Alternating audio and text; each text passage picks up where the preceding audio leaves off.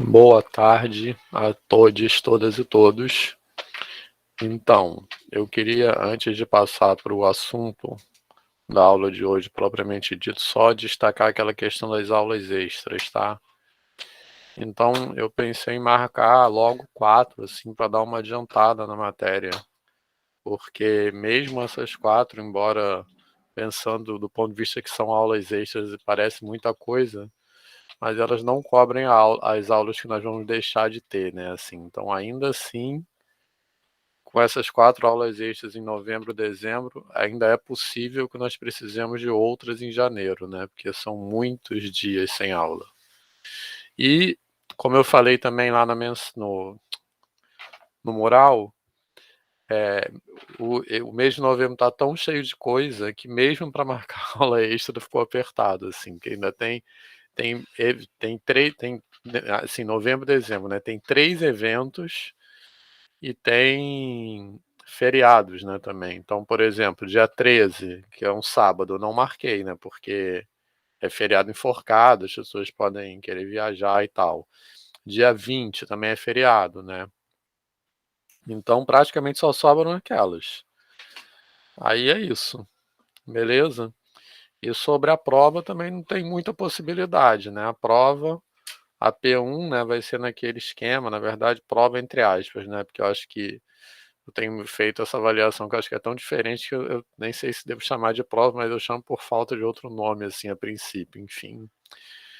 Essa prova, né, ela tem essa parte escrita. Na verdade, tem 3 partes, né, porque uma outra é vocês proporem uma questão, tá? Que eu botei lá também, beleza? Aí depois que eu estou pensando como parte da P1, certo? Então seriam 3 etapas. Aí a parte escrita, que são as questões para vocês responderem. Eu penso assim, liberar as questões numa sexta de manhã e dar um prazo para vocês entregarem as respostas até a segunda, o final da segunda. E a gente faz as conversas, as entrevistas, começando na terça. E aí essa terça pega aqueles 3 dias que vai rolar aquele evento de comemoração dos 15 anos do PEMAT, né? Que é uma terça, quarta e quinta. Aí nesses dias, quem puder fazer as entrevistas da P1, a gente vai fazendo de manhã, para ter o máximo possível, porque a outra semana já é a semana do Natal, entendeu? Então, tipo assim, para ter o máximo possível nesses 3 dias, ou no dia 17, que é uma sexta, que aí eu posso fazer o dia inteiro, mas ainda assim, com certeza, vão sobrar alguns para a semana seguinte. Ô, Vitor, Depende. essas entrevistas vão ser individuais? Sim, as entrevistas são individuais. Beleza.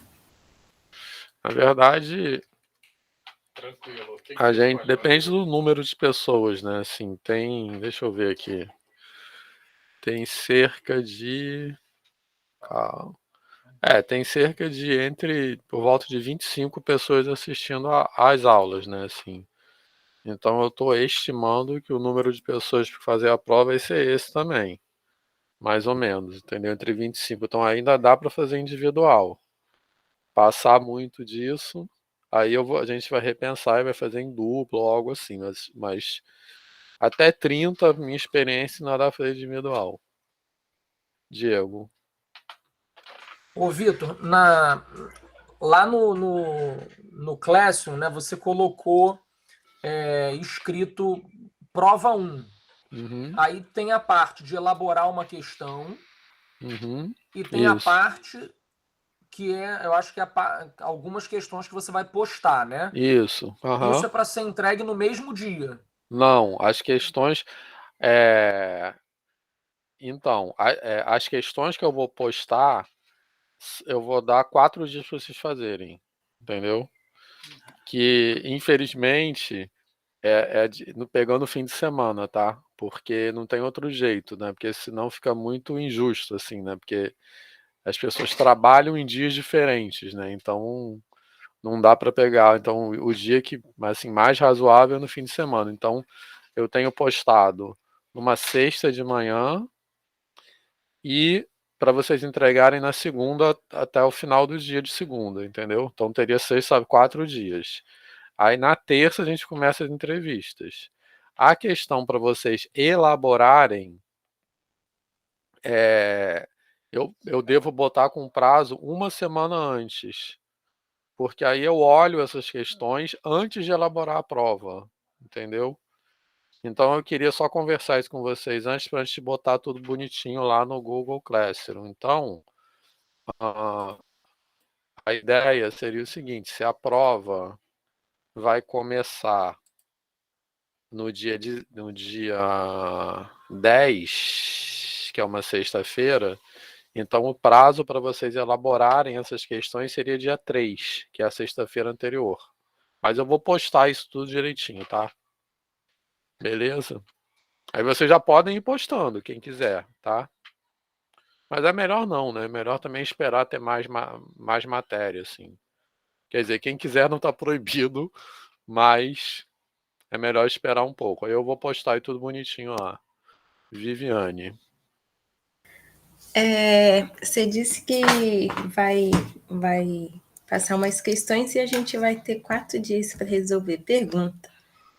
Essas questões é para a gente resolver em 4 dias ou em um dia a gente resolve? Não, é em 4 dias. Vocês podem ver a prova. Não, porque dependendo do grau de dificuldade, a gente vai levar 4 dias. Em geral, o depoimento que eu tenho da turma do ano passado é que vocês vão levar 4 dias. Assim, essas questões não são questões do mesmo tipo que eu faria para uma prova normal, entre aspas, entendeu? Vocês podem olhar a prova do ano passado. A prova do ano passado já está lá. Tá ou não? Tá, né? Se não tiver, eu boto algo. Mas acho que tá dentro da pasta exercícios. Eu escutaria ela a tarde toda. Beleza? Depois alguém confere se tá lá. Dentro da pasta exercício tem uma subpasta escrito provas anteriores. Aí lá tem as provas do ano passado. Tem 2 arquivos lá, Vitor. Isso, então, são esses. E ali depois eu vou botar outros exercícios, tá? Que eu não botei ainda. Beleza? Então vocês podem ir dando uma olhada naquela prova que vai ser naquele estilo. Tem questões dissertativas, entendeu? Certo? Acho que eu fui uma das últimas pessoas. E essa prova, como eu já falei aqui, eu não sei se isso é uma prova, né? Assim, eu chamo de prova porque acho que deveria até inventar outra palavra, assim. Mas é uma avaliação em 3 etapas. Uma etapa para elaborar, uma etapa para responder por escrito e outra etapa para conversar sobre as respostas. Então essa terceira etapa não é uma prova oral, assim. Tipo assim, o objetivo não é ver se foi você mesmo que fizeram, não é nesse sentido. Porque esse modelo de avaliação, né, eu penso que não é uma avaliação só eu avaliando, o professor avaliando o aluno. É uma avaliação conjunta do processo, né? Então, por exemplo, nessa conversa eu também vou perguntar o que vocês acharam da prova, o que vocês estão achando da disciplina. Então também é uma avaliação do que está rolando. Léo. Vitor, a avaliação também é feita no Google Forms e é respondida por lá também? No Google Forms não, no Google Classroom. Entendeu? Então, vai ser uma prova, um arquivo em formato PDF que a gente vai passar e depois vai devolver em outro arquivo. Uhum. Aí vai ter um link lá para vocês postarem, entendeu? A resposta de vocês, que pode ser. E aí eu só vou pedir, vocês podem, tem gente que digita a prova, né, assim. Já recebi até prova em LaTeX, mas obviamente então, não preciso. Particularmente eu gosto, né, do Moodle por causa disso, né, que a gente consegue escrever em LaTeX, né? Mas o contrário pode ser também escrito e digitalizado. Isso, mas você pode escrever em LaTeX e subir em PDF, entendeu? Joia. E pode ser digitalizado também, beleza? Aí, se for digitalizado, eu só vou pedir para que vocês não botem em JPG, digitalizem em PDF, que em geral ficou horrível para ler. Acho que a qualidade fica tudo torto. Então, quem for escrever à mão e digitalizar, não tem problema nenhum, tá? Mas nesse caso, digitalize em PDF, beleza? Beleza, obrigado. Tranquilo? Mais alguma dúvida sobre isso? Então podemos sacramentar esse calendário, que aí eu vou botar tudo bonitinho lá, tá? Beleza, pessoal? Estão me ouvindo bem, né? Certo, que meu companheiro está dando aula hoje aqui do lado, mas vai ter uma interferência, sim. Agora a gente está tendo aula no mesmo horário. Mas tá dando para entender, né? Tá. Então, podemos passar aqui, Deise. Só confirmar aqui, além da prova, da questão e da entrevista, tem o trabalho em grupo. Tem 2 trabalhos. 2 trabalhos em grupo? Não, um individual e um em grupo. O individual é a questão? Não. Aqui Não. tá tudo escrito. Tá. A descrição dos trabalhos já tá lá. Tá, tudo bem. Assim, a questão é parte da prova. Ela vai ser na nota da prova. O trabalho individual é tipo, é um relato pessoal, entendeu? Sim. É tipo assim, uma coisa assim, falando. Tem escrito lá tudo mais detalhado, mas a ideia é que seja uma coisa bem livre. Inclusive, vocês podem fazer em formato que não seja escrito, tá? Já teve gente que gravou vídeo, teve gente que criou página no Instagram, blog, entendeu?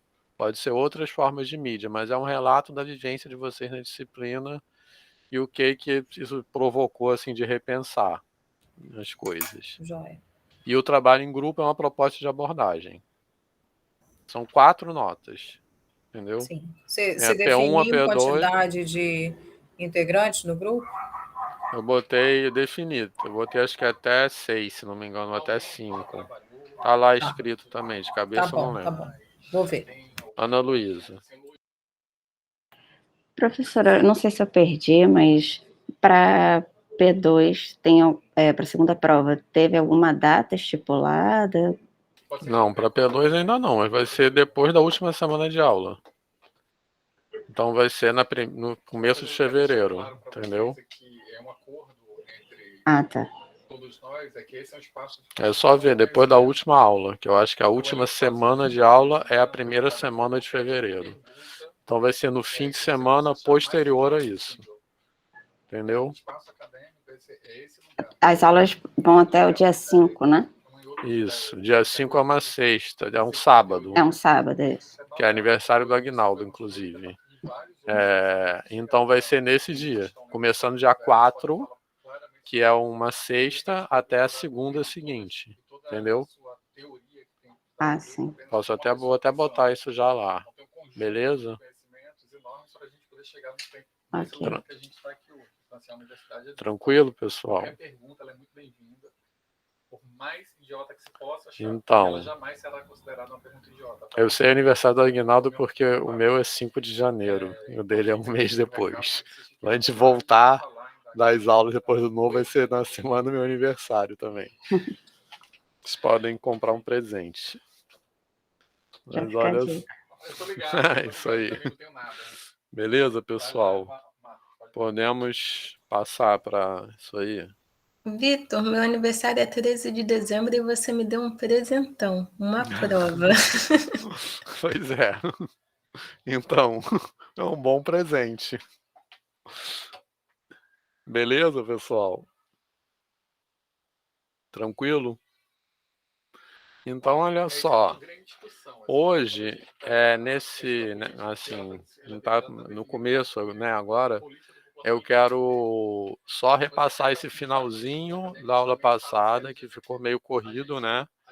E aí, depois a gente vai entrar naquele outro PowerPoint que fala de funções, que tem alguns pontos que eu quero destacar, mas naquele eu vou passar também meio rápido, porque eu só quero destacar alguns pontos assim, sobre o conceito de função e o ensino de funções, que vão ser pontos importantes para as próximas matérias, tá? E depois, acho que aí não vai ser hoje, mas na próxima aula a gente vai começar a falar de cardinalidade. Beleza? De repente até começa hoje, acho pouco provável, tá? Tranquilo? Então, olha só, isso aí a gente já viu na semana passada, eu só quero recapitular que essa é a definição de ordem em N. Tá? A gente está seguindo aquele roteiro da construção de N, né? Então, no final da última parte desse roteiro, munir N, né, transformar numa estrutura. Então, munir N, a gente já definiu a estrutura algébrica, que são as duas operações, e agora está definindo ordem. Então, essa definição de ordem é importante que vocês se liguem que ela só faz sentido porque os elementos de N são não negativos, beleza? Tá? Então, que essa definição de ordem se baseia na seguinte ideia: um número é maior do que o outro se ele é igual à soma do primeiro com alguém, tá? Tranquilo? Que é uma ideia de ser maior que, como eu disse, só faz sentido porque não tem números negativos envolvidos. A gente está na construção de N ainda. Beleza, pessoal? Alguma dúvida nisso? E eu quero que vocês... Essa definição, eu quero que vocês, assim, se lembrem, assim, preste atenção nela, porque a gente vai voltar a falar dela. Ela tem um papel importante quando a gente vai falar de representação de números inteiros e de números racionais. Tá certo? Então, beleza? Depois eu vou voltar a falar nisso. Mas basicamente é essa a ideia, né? A gente define ordem nos números naturais, dizendo que um número é maior do que o outro se ele é igual à soma do primeiro com alguém. Alguma dúvida nisso? Posso continuar? Aí tem essas definições, não, essas propriedades, que depois eu vou falar sobre elas bastante, quando falar de estruturas algébricas. E aí tem alguns teoremas, esses teoremas aí, eu vou pedir que vocês olhem as demonstrações, e depois tirem dúvidas, tá? Porque eu quero só falar um pouco da demonstração do princípio da boa ordem, tá? Essas demonstrações aí eu acho que não, assim, dá para acompanhar. Elas usam basicamente a definição de ordem que nós acabamos de ver, beleza? Então tem esse teorema 2, que são propriedades bem básicas, né? Só assim, bem básicas, só lembrando que a palavra básica não significa fácil, tá? Básica que é bem assim fundamental daquela construção, certo? E bem assim familiar e tal. Então, um número é menor do que o outro, né? Somente se ele é menor ou igual, ele é diferente. Então, uma coisa bem razoável. Mas isso não quer dizer que seja fácil a demonstração. Nesse caso, eu acho que a demonstração não tem muito, assim, dificuldade, porque essa é uma demonstração que eu chamo de uma demonstração que é muito sintática.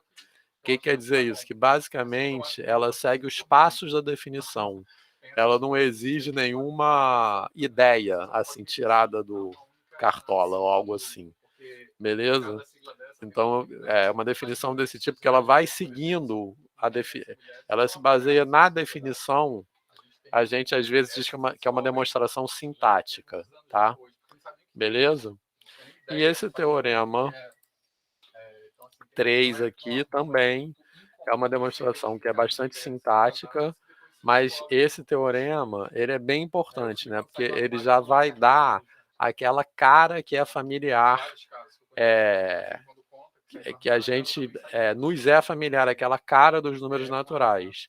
Porque, basicamente, ele diz, em outras palavras, quer dizer, uma consequência dele, que entre um número e o seu sucessor não tem ninguém. Tá beleza? Tranquilo? Porque ele vai dizer que um número é menor do que o outro, somente se o sucessor dele é menor ou igual do que o outro. Tá beleza? Então, essa é uma característica que tem a ver com a estrutura discreta de N, que também vale em Z, beleza? Mas em Q, por exemplo, não vale isso. Tá tranquilo? Certo? Então, vai ser uma consequência disso que entre M e M mais 1 não tem ninguém. Vai ser um corolário disso, tá? Eu estou só passando assim. Alguma dúvida nisso aí? Então, repare, preste atenção que isso, obviamente, não vale em Q, nem em R. Tá? Então, uma propriedade bem assim, crucial dos números naturais. Beleza, pessoal? Tá. Aí eu vou passar aqui a demonstração. Como eu disse, ela é razoavelmente simpática. Ela usa a definição de ordem e ela usa aquela caracterização que a gente já conhece de sucessor. Que o sucessor é de M é M mais 1, que é uma coisa que veio de graça com a definição de adição, tá? Enfim, aí continuando, a gente vai usar esse teorema aí para demonstrar o princípio da boa ordem, tá? Que é a demonstração que eu quero passar mais, tá? Eita. E aí tem esse teorema 4, né, que é aquilo que eu falei, que é corolário do anterior, que que esse teorema ele está dizendo que entre um número natural qualquer e o seu sucessor não tem nenhum outro número natural. Beleza? Ou seja, se a gente pegar um número k entre n e o seu sucessor, esse número é ou n mais 1. Então, é isso que dá a estrutura discreta dos números naturais, que também vai acontecer nos números inteiros e que se opõe à densidade dos números racionais. Então, isso é o contrário disso, beleza? Números racionais é ao contrário disso que eu estou dizendo, que entre dois sempre vai ter outro. Tá certo? Beleza? Tranquilo? Então, esse teorema aí ele diz que nos números naturais eu posso falar do próximo elemento. Tranquilo? Dado um número natural, o próximo elemento é o seu sucessor. Nos números racionais não existe próximo elemento, porque qualquer um que eu pegar vai ter um no meio. Tranquilo? Embora seja vamos dizer assim, uma dúvida comum que acontece na educação básica, né? De os alunos falarem que o sucessor de 0,1 é 0,2, coisas assim. Beleza? Mas isso, para Z também vale, né? Para Z também não é denso, né? Certo? Z é igual isso aí, entre um número inteiro e o seu sucessor e n mais 1 não tem nenhum outro número. Tranquilo? Beleza? Alguém já ouviu esse tipo de dúvida, assim, ou falar isso? Tipo, sucessor de 0,15 a 0,16. Coisas assim, entendeu? Mas entre 0,15 e 0,16, nos números racionais, tem infinitos elementos. Beleza, pessoal? Daisy? Eu nunca ouvi esse 0,1 e 0,15, 0,16, não, mas eu tinha essa dúvida em relação aos negativos. Tá tranquilo a gente chamar, dizer, por exemplo, que menos 5 é o sucessor de menos 6. Que isso... Sim, com certeza. Porque entre menos 5 menos... porque, para mim e para muitos alunos, eu acho que é bem natural entender sucessor dentro do conjunto dos números naturais. Uhum. Mas quando fala acrescenta a parte negativa para falar do Z, aí eu já vejo um pouco de dificuldade até da relação da ordem na reta, né? Então, essa é uma dificuldade mesmo. A gente vai falar sobre... Quer dizer, a gente já falou um pouco sobre isso, né? A relação da ordem na reta tem a ver com a orientação, né? Sim. Certo? Mas é isso que caracteriza Z.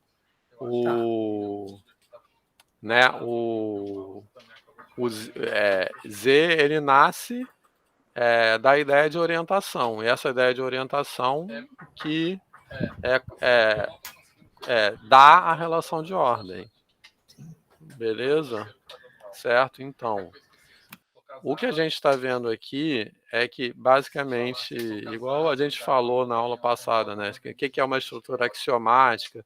Então, quando a gente constrói uma estrutura axiomática, a gente quer extrair a essência daquele conjunto, tipo assim, qual é a ideia? Então, essa estrutura axiomática de Peano, ela é pensada assim, a essência dos números naturais é que eles começam em alguém e você pode ir tomando os sucessores. Os números inteiros, que a gente vai fazer daqui a pouco, eles são construídos basicamente a partir de uma ideia de simetria, porque a gente vai pegar os números naturais que já estarão construídos e acrescenta os inversos aditivos. Beleza? Tá? E a gente vai ver, vai ser um ponto importante de discussão, a gente vai ver que nesse processo de acrescentar os inversos aditivos, essa ideia de entre um número e o seu sucessor não ter ninguém vai se preservar. Quando a gente, no próximo passo, acrescenta os inversos multiplicativos para chegar nos racionais, aí não, a gente vai perder isso. Mas isso vai ser um ponto importante de discussão daqui a pouco. Beleza, pessoal? Alguma dúvida nisso que eu falei? Mas tem alguns comentários aí, né? O Felipe botou 0,5 menor que 0,15, né? Isso aí tudo tem a ver com a estrutura de densidade dos racionais, né? Pode falar, Felipe. Não, é exatamente isso que eu queria colocar. Quando chega ali, mais ou menos entre o sexto e sétimo ano, os alunos têm muita dificuldade essa transição. Acho que eles captam bem essa ideia do sucessor, mas quando vai para os racionais, aí começa a ter essa dificuldade e é bastante... Deve acontecer com todos os colegas que estão aqui. Tem vários colocando aqui, Leonardo, Vitor, essa ideia, né? Que tem tudo a ver com isso, né? Então a gente tem várias estratégias que podem ajudar com isso, né? Assim, representação na reta e tal, mas justamente são coisas, essas ideias, né? Agora, nessa parte agora do curso, o destaque vai ser para isso. Quando a gente passa de um conjunto numérico para o seguinte, o que se preserva e o que se perde, né? Assim, ou seja, que propriedades mudam. Essas propriedades que mudam, a densidade é uma delas, né? Quando a gente passa de Z para Q, a gente tinha uma estrutura discreta e passa a ter uma estrutura densa. Então, esse percurso é importante para a gente pensar na sala de aula o que precisa ser ressignificado para os alunos, né? Então, esse tipo de dúvida vem daí, de coisas que não foram, digamos assim, suficientemente ressignificadas, assim, quer dizer que não houve uma discussão sobre essas ressignificações, beleza? Né? Então, é isso. Então, por isso que é o mesmo tipo de ideia, né? Que tipo assim, 0,2 é o sucessor de 0,1, né? Tranquilo, porque é uma falta de discussão sobre essa ressignificação, porque tipicamente o aluno está tentando fazer uma coisa que valia em Z ou em N e não vale mais em Q. Beleza? Então essa discussão. Tranquilo? Rodrigo Araújo quer falar. Fração quando converte como se fosse dois números, sim. Isso aí. Não, Vitor, é só a ideia que... Só corroborando aí que o Felipe falou, colocou ali o exemplo do 0,5, 0,15, né? Os alunos consideram como se fosse dois números, o 0 e o 5, o 0 e o 15, né? Aí a comparação...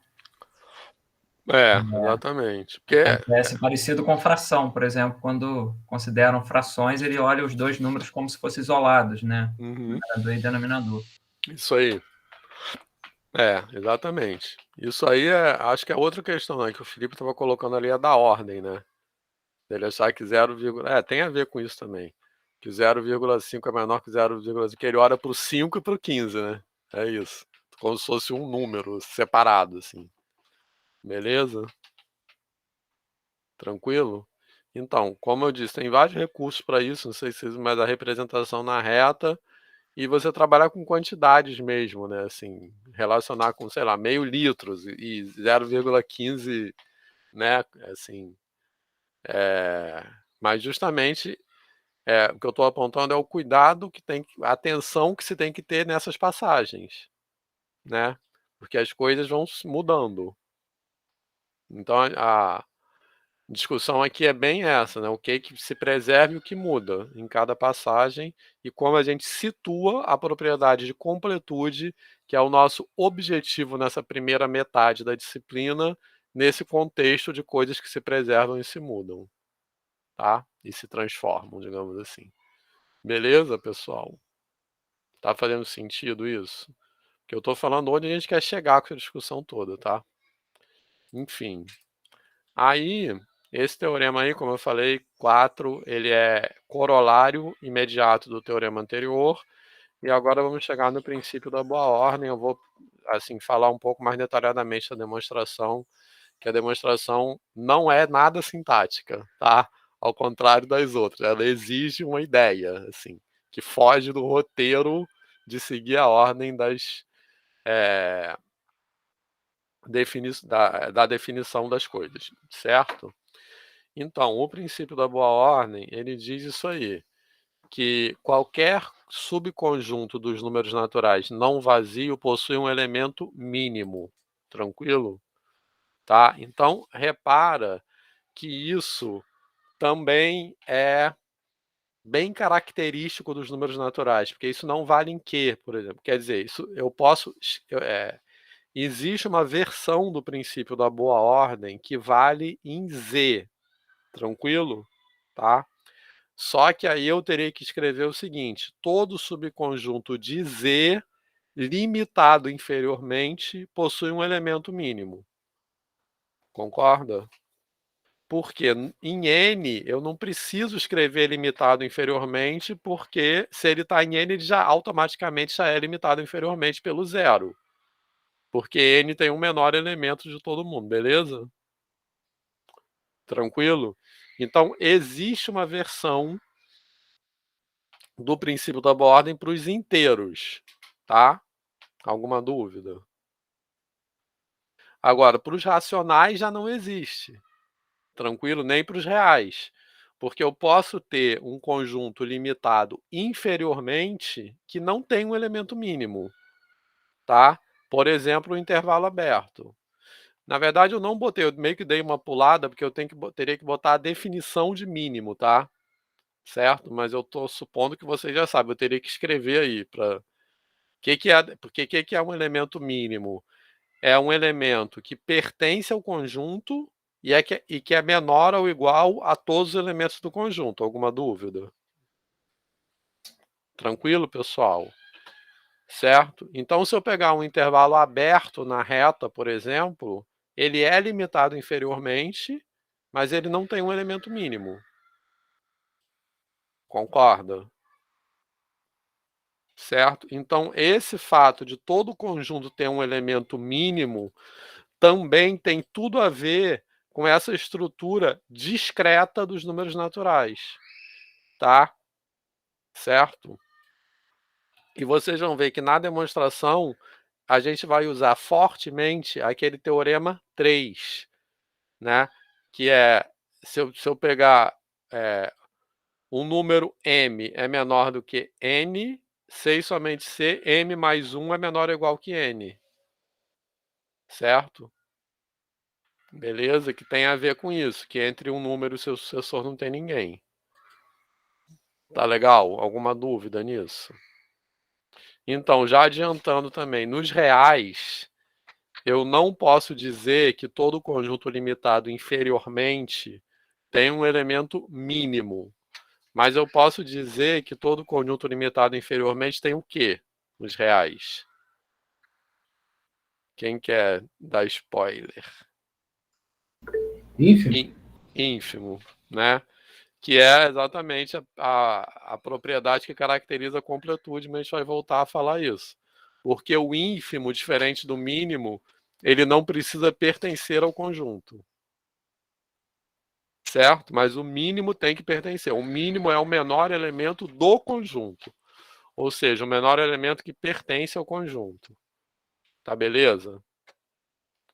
Certo? E nos racionais? Eu posso afirmar que todo conjunto limitado inferiormente tem um ínfimo, sim ou não? Nos reais, pode. Nos racionais.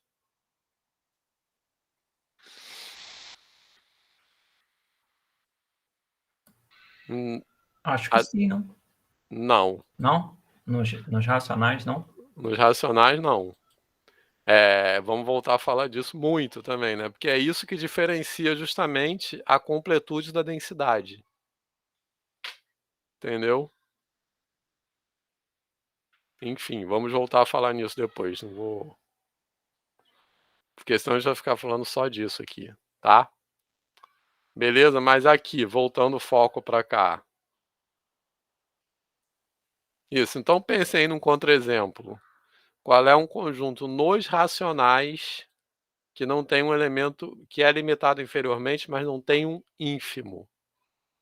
Certo? Beleza? Mas é nos racionais. Significa que tem que pensar os racionais como universo. Tá? Os reais, os irracionais não existem ainda. É dentro dos racionais só. Tá? Enfim, mas vamos continuar aqui. Sobre esse teorema aí, porque a gente vai falar pra caramba disso daqui a pouco, tá? Mas aí, no enunciado desse teorema, alguma dúvida? Não, a sequência 1 sobre n, o ínfimo é 0. Certo? Esquece, deixa, vamos continuar aqui. Agora deixa eu ficar pensando nisso. Tá, então vou falar logo, só para ver se vocês conseguem voltar o foco para cá. Você pode pegar, por exemplo, o conjunto dos números racionais tais que x2 é maior do que 2. Isso, que o Cid botou ali. Beleza? Se x2 é menor do que 2, por exemplo. Aí seria o supremo, mas está valendo. Olha só, o conjunto dos x pertencentes a Q, tais que x2 é menor do que 2. Certo? Tranquilo? Nos números reais, o que é o conjunto? Tais que x2 é menor do que 2. É o intervalo aberto entre menos raiz de 2 e raiz de 2. Concorda? Beleza? Tranquilo? Então, qual é o ínfimo desse conjunto? Menos raiz de 2. Beleza? Tranquilo, pessoal? Isso em R. Mas em Q não existe raiz de 2. Certo? Tranquilo? Então, dentro dos racionais, esse conjunto é limitado inferiormente, mas não tem um ínfimo. Beleza? Então, justamente essa propriedade, que é chamada propriedade suprema, né, mas poderia ser propriedade do ínfimo, é que define o que é ser completo. Tranquilo? Porque eu posso ir colocando na reta todas as frações que existem, mas ainda assim ficarão buracos. Certo? Esse Beleza? exemplo aí resolve tanto o ínfimo quanto o supremo, né? Sim, tanto o ínfimo quanto o supremo, isso. Mas que são equivalentes nessas propriedades. Exatamente. Certo, pessoal? Mas a gente era só para parar um pouco a ansiedade, porque a gente vai voltar a falar disso. Vai falar muito, muito, muito disso, tá? Mas tá legal? Fez sentido? Deu para acompanhar? Eu só não entendi. O ínfimo, ele precisa estar dentro do conjunto? Não. O conjunto que eu estou falando é esse conjunto aqui. Vou escrever aqui, tá? O conjunto A dos X em que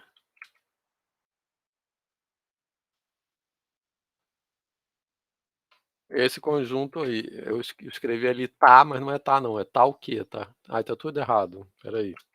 Escrever de novo, esquece. Do X em que tais que x2 é menor do que 2. Pronto, agora tá certo. Esse conjunto aí, olhem para o chat, por favor.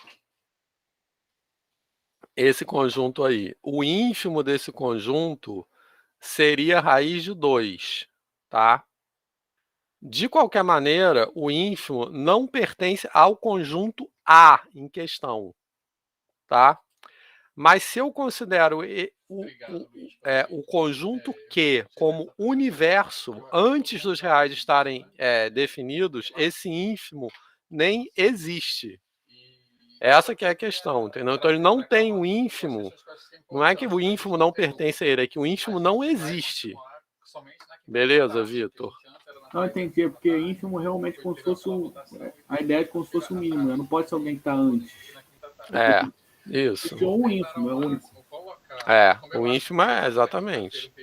É isso que não estava batendo, beleza. Mas a diferença entre ínfimo e mínimo é que o ínfimo não precisa pertencer ao conjunto, entendeu? Beleza. Certo? Não pode ter, assim, um conjunto ter um mínimo e um ínfimo diferente, entendeu? Certo?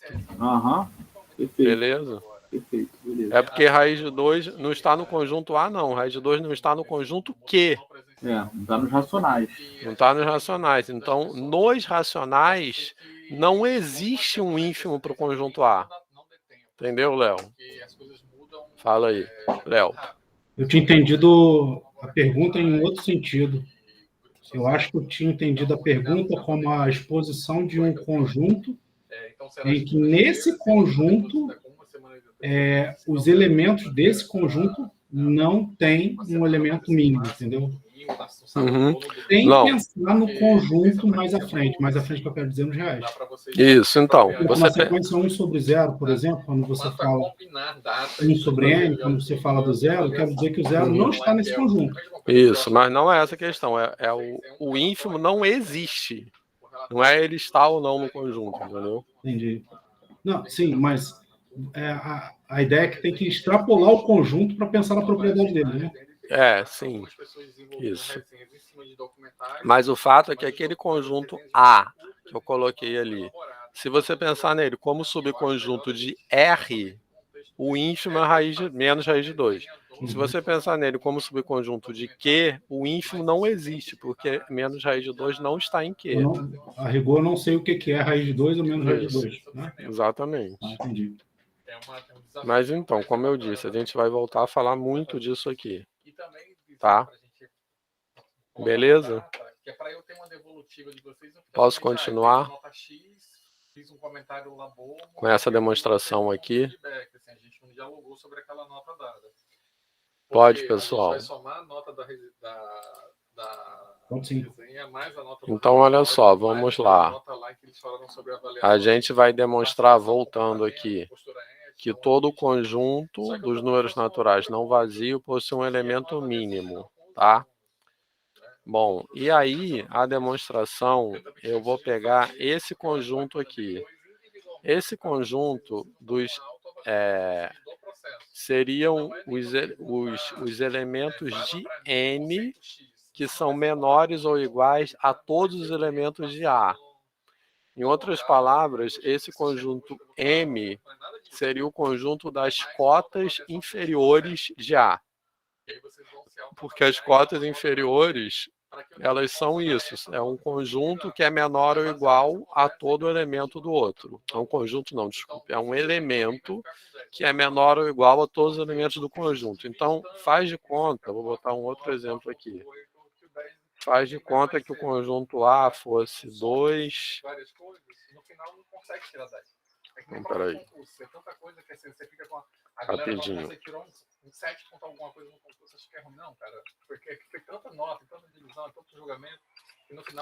Pronto, ó, como um exemplo aleatório. Faz de conta que o conjunto A fosse esse que eu coloquei aí no chat, que eu botei uma coisa qualquer, tá? O subconjunto de N. Para esse conjunto A, quem é o conjunto M que eu estou colocando nessa demonstração? É esse aqui, ó. Até o início do nosso recesso. Tá? Esse é o primeiro prazo. E depois, assim, tipo 15 dias... Beleza, pessoal, vê se está claro. Enviar o segundo. Quem puder enviar antes... Certo? Então, esse M, os elementos dele são aqueles que nós chamamos cotas inferiores de A. Ou seja, são os elementos que são menores, são os números, tá? Que são menores ou iguais a todos os elementos pertencentes a A. Alguma dúvida? Certo? Então, o que a gente vai mostrar? A gente vai mostrar justamente, não vai exatamente com essas palavras, mas vai mostrar que o mínimo de A é o máximo de M. Tá bem? Porque onde um acaba, o outro começa. Certo? A ideia da demonstração é essa. Alguma dúvida? Vitor, só uma coisa aqui. O M são elementos naturais, né? O K é menor ou igual que N, tal que N pertence a A. Ah, tá, entendi agora. Não consigo entender, acho que eu entendi. Eu estava entendendo que o K também teria que pertencer ao A, mas não precisa, ele só pertence ao N, não é isso? Isso. Ele só pertence ao N, é o elemento de M. Isso, mas o K tem que ser menor ou igual que N para todo N pertencente a A, entendeu? Tá. Certo? Tá. Então, por isso que é isso aí que eu escrevi no chat, beleza? Obrigado, Vitor, eu tinha entendido errado agora. Obrigado. Tranquilo, mais alguma dúvida? Tá. Então, por que eu falei que essa demonstração não é sintática? Porque você tem que inventar algum objeto, que é esse conjunto M. Não é simplesmente uma aplicação da lógica das definições. Além disso, vocês vão ver que agora a gente vai usar nessa demonstração o princípio da indução de uma maneira pouco usual, porque a gente vai usar o princípio da indução dentro de um argumento de absurdo. Certo? Beleza? Então, olha só. O pulo do gato é nisso que eu vou falar agora, tá? Veja bem. Eu sei que 0 é menor... Isso aí já é uma coisa do anterior, tá? 0 é menor ou igual que todo número natural. Em particular, como 0 é menor ou igual que N para todo N pertencente aos naturais, em particular, 0 é menor ou igual que N para todo N pertencente a A, porque A está dentro dos números naturais. Tá certo? Logo, pela definição de M, 0 pertence a M. Alguma dúvida nisso? Certo? O pulo do gato não é isso não, tá? É a próxima coisa que eu vou escrever.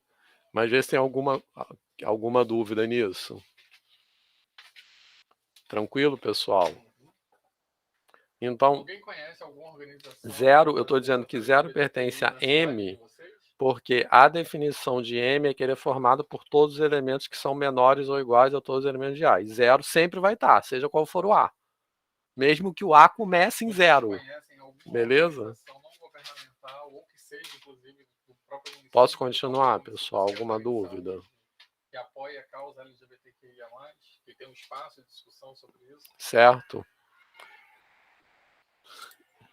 Então, olha só. O que vai acontecer agora? Eu tenho por hipótese que o A é diferente de vazio. Concorda? A consequência disso, que o A é diferente de vazio, é que o M, o conjunto M, é diferente de N, dos números naturais. Porque se o conjunto M fosse igual a todos os números naturais, o A seria vazio. Certo? Beleza? Porque isso também é consequência das propriedades anteriores, tá? Porque não existe nenhum número... Porque se o M, se esse conjunto M aí tivesse todos os números naturais, eu teria que ter um número natural pertencente ao A que seria maior ou igual que todos os outros. Tá legal? Certo? Então, uma consequência de A ser diferente de vazio é que M é diferente de N. N, os conjuntos dos números naturais. Ficou claro esse argumento, pessoal? Posso continuar? Certo. Então, olha só. Se M é diferente de N, então não pode valer o segundo item do princípio da indução. Tranquilo? Porque o que o princípio da indução diz? Que se valem aquelas duas coisas, né? Zero pertence ao conjunto, e sempre que um elemento pertence ao conjunto, o seu sucessor pertence ao conjunto, sempre que um conjunto satisfizer essas duas propriedades, esse conjunto é igual a todos os números naturais. Tá beleza? Certo? Então, o que eu vou escrever aqui agora, ó, isso aí, é a negação do segundo item do princípio da indução. Beleza? Então, o que eu estou dizendo? Se valesse M pertence a M, Mzinho pertence a Mzão, implica M mais 1 pertence a Mzão, se valesse isso que está escrito aí, certo? Então, o conjunto Mzão satisfaria o princípio da indução. Porque eu já sei que 0 pertence a Mzão. Então, se valesse essa implicação, o princípio da indução se aplicaria ao conjunto M. E aí o conjunto M seria igual a todos os números naturais. E aí o A seria vazio. Tá certo? Então, é isso que eu estou escrevendo aí, beleza? Alguma dúvida, pessoal, nisso? Tranquilo, pessoal? Tá na boa mesmo? Tá, então não pode valer essa implicação que está escrita aí. Em outras palavras, agora que eu vou escrever a negação. Então tem que acontecer isso aí, tá? Como não pode valer essa implicação, certo? Tem que existir pelo menos um elemento de Mzão cujo sucessor não pertence a Mzão, que é o que quebra aquela implicação, tá? O que a implicação diz? Que se M pertence a Mzão, então M mais 1 pertence a Mzão. Eu estou dizendo que essa implicação não pode valer para todo M. Beleza? Tranquilo? Tá na boa mesmo, pessoal? Gabriel. Ô, Vitor, uma coisa, pelo menos eu me perdi aqui. Para mim está claro que a questão do princípio da indução finita, mas assim, por que o A implicaria o A ser vazio? Pode explorar mais um pouquinho, por favor? Sim, porque o conjunto M é o conjunto dos números naturais que são menores ou iguais a todos os elementos de A. Entendeu? Se o M fosse igual a todos os números naturais, quer dizer que todos os números naturais seriam cotas inferiores de A. Show. Para mim foi. Então, tipo assim, seria que o A teria o infinito. Só que infinito não é um número. Entendeu? Para mim foi. Mais alguém, pessoal? Tá na boa? Olha só, eu entendi toda a demonstração, eu só não consegui entender, assim, acho que por que isso demonstra o princípio da boa ordem. Isso que eu não consegui entender. Eu entendi a demonstração, mas não acabou por que essa demonstração faz isso? Calma, que não acabou ainda. Ah, tá, tudo bem, valeu. Mas até aí, você entendeu? Sim, eu entendi a demonstração, entendi. Tá, então olha só. Isso que está aqui é a negação do que está em cima, beleza? Certo? Sim. Tá. Então agora vamos lá. Então mostramos que esse elemento é o mínimo de A, tá? Então é um elemento que, nesse exemplo que eu botei aqui no chat, esse Mzinho seria o 5. Tá certo? Beleza? Que é um elemento de M que o sucessor já não está mais em M. Tá, beleza? Repara que todos os outros elementos de M, eles satisfazem isso. Ele está lá e o sucessor também está. Tá? Então, o 5 é o único cara que está em M e que M mais 1 não está em M. Tá beleza, pessoal?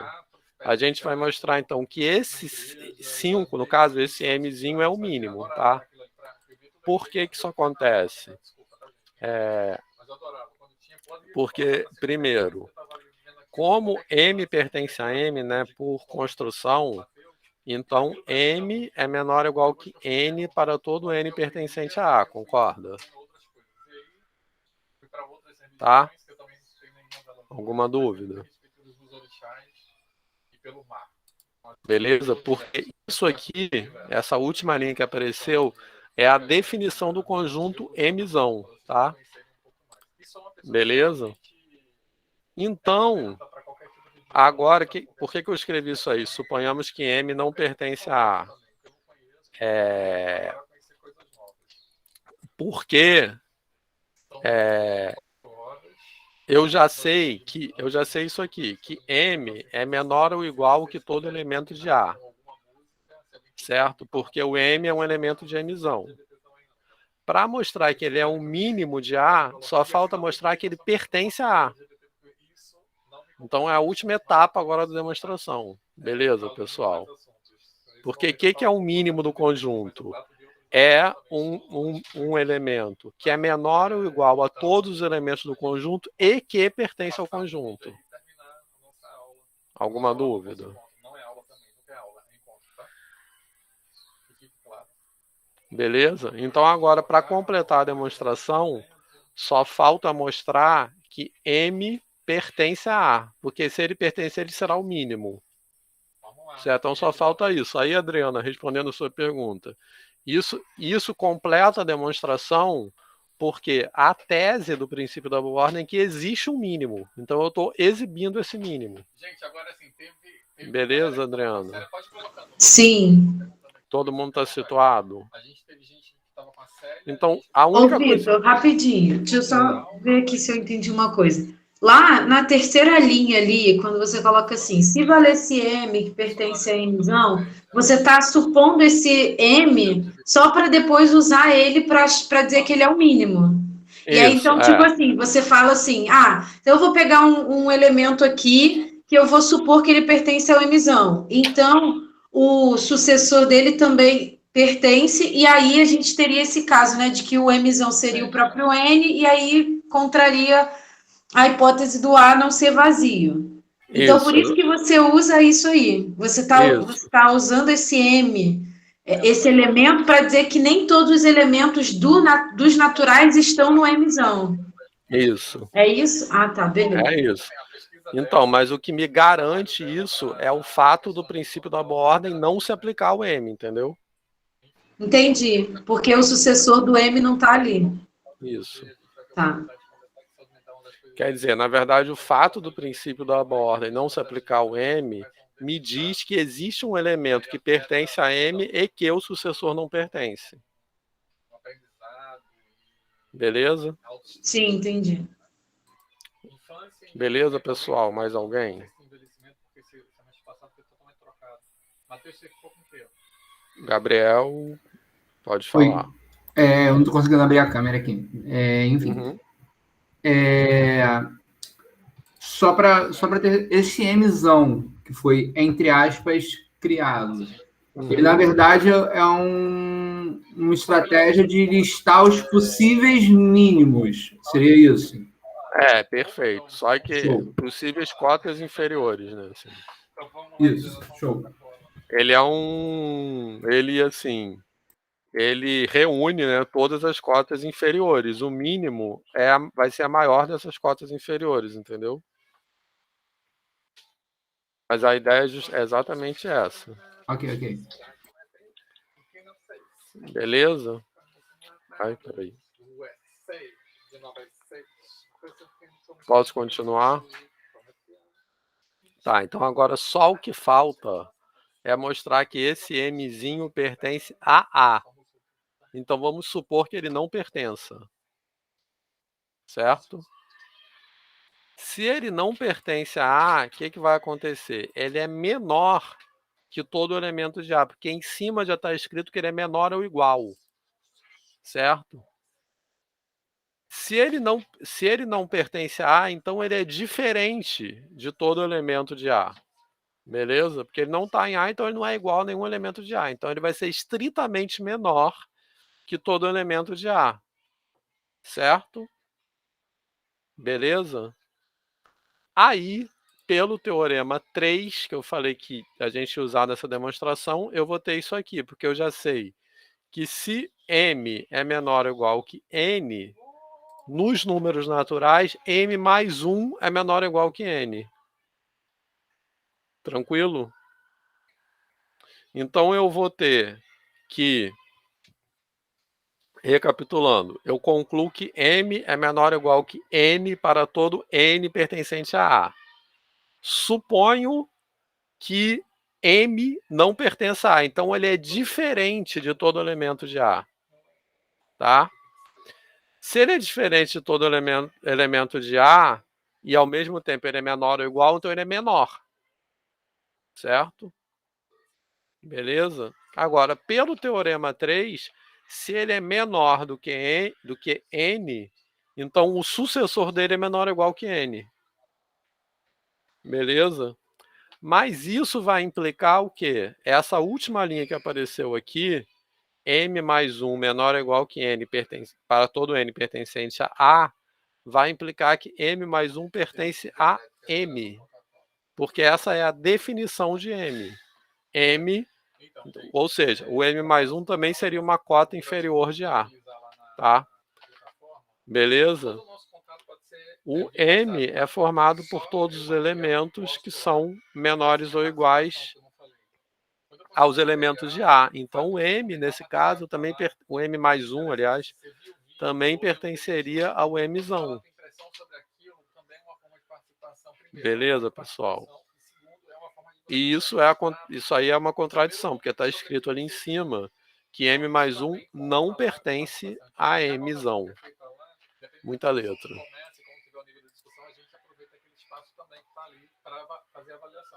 Certo?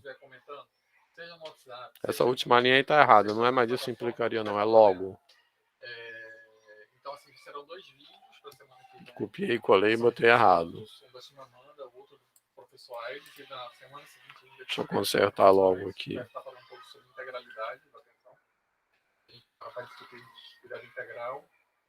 tenho uma pergunta só para terminar, mais 5 minutinhos apenas. O que vocês entendem por integralidade? Pronto. Se é que vocês entendem também, tá, gente? Certo, pessoal. Alguém quer falar alguma coisa? Essa demonstração não é fácil não, tá? Por isso que eu quis fazê-la. Que a gente usa o princípio da indução de uma maneira pouco usual. E aí, alguma dúvida? O Júlio falou... O Júlio está falando alguma coisa, desculpa. Júlio. Daisy. Daquela linha ali que você colocou, suponhamos que M não pertence a A. Aí você desenvolveu, entendi, retornou lá no teorema 3, né? E aí viu que isso é uma contradição. Logo, vai valer o contrário, que M pertence a A. Isso. É isso? Tá. Isso, porque, veja bem, a suposição Sim. de que M não pertence a A implica que M mais 1 pertence a M. Mas Sim. M mais 1 pertencer a M é uma contradição. Logo, não pode valer essa suposição. Então, M pertence a A, que era exatamente o que eu queria. Certo? E aí você colocando que o M pertence a A e que o A não é vazio, está provado que o A está contido em N, com A diferente vazio. Não? Não, que o A está contido em M e A diferente vazio é hipótese. O que tem que provar é que M... tem um elemento mínimo.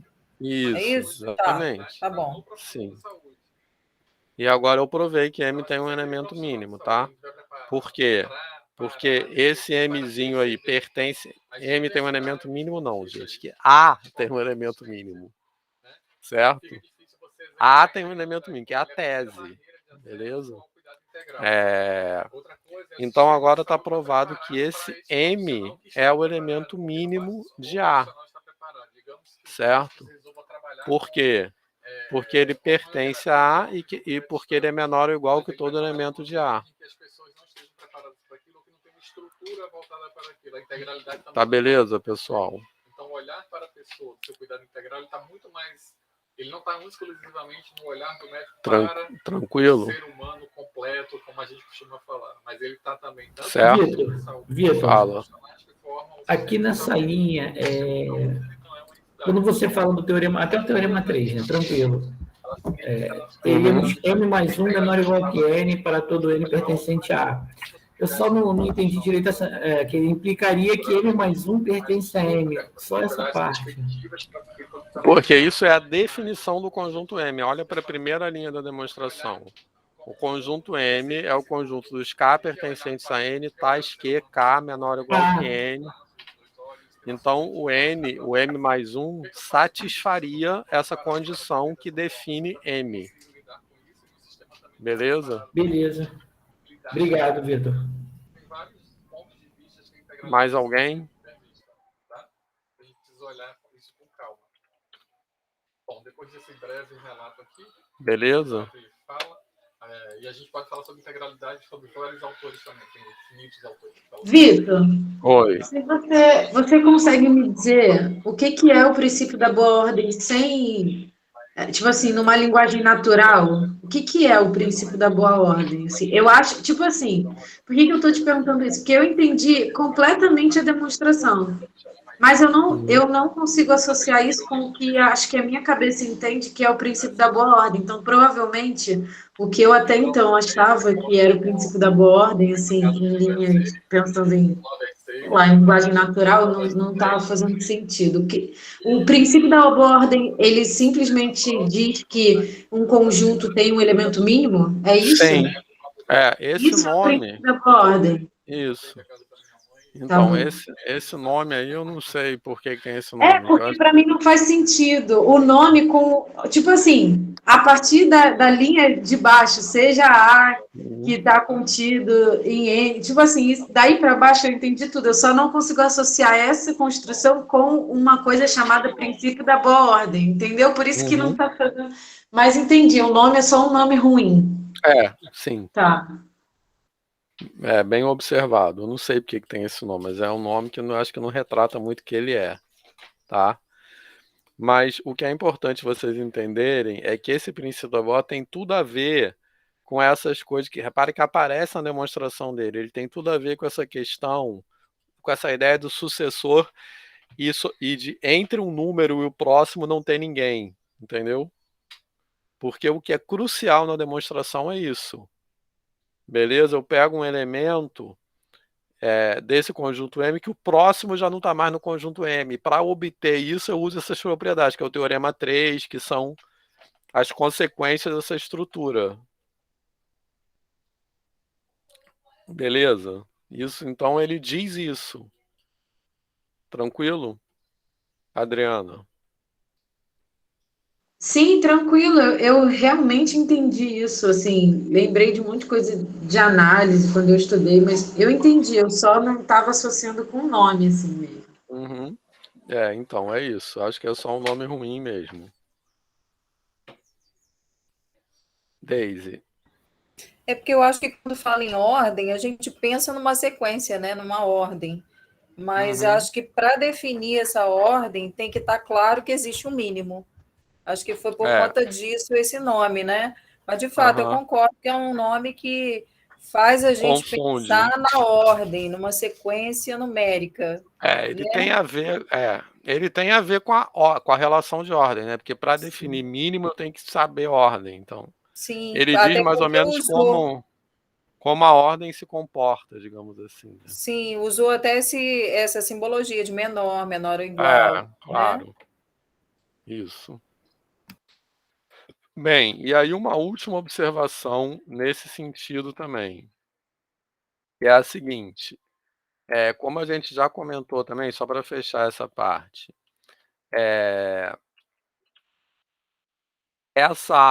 esse princípio da boa ordem, na verdade, ele é equivalente ao princípio da indução. O que quer dizer isso? A gente demonstrou aqui o princípio da boa ordem como teorema, assumindo o princípio da indução, porque o princípio da indução para a gente é um axioma, tá certo? Beleza? A gente poderia fazer o contrário, a gente poderia mostrar que é C e somente C. Então, a gente poderia assumir o princípio da boa ordem, demonstrar o princípio da indução como teorema. Beleza? Certo? Isso significa que eles são equivalentes, ou seja, nessa construção axiomática, eu poderia substituir o princípio da indução pelo princípio da boa ordem no lugar do axioma, e eu teria a mesma estrutura como resultado da construção. Tranquilo? Então, qual é a vantagem? Então, seria equivalente, certo? Assim como a gente já falou também, na geometria euclidiana, tem várias proposições que são equivalentes ao postulado das paralelas de Euclides, que é o que define a geometria euclidiana, tá? Então, qual é a vantagem de eu usar o princípio da indução? Porque, logicamente, é equivalente, tá? Eu usar o princípio da indução como axioma. É uma vantagem meramente estética, porque a construção fica mais elegante, certo? Porque, para eu enunciar o princípio da boa ordem, eu tenho que definir ordem antes. Então, eu não poderia, nesse caso, colocar todos os axiomas de largada, assim. Eu teria que colocar os 4 primeiros, aí definir as operações, definir a ordem, e só depois enunciar o princípio da boa ordem. Beleza? Então, mas é só por isso.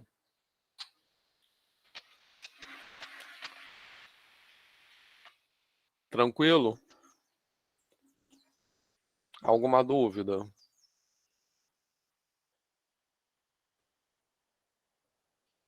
As coisas estão fazendo sentido? Isso aí pode cair na prova?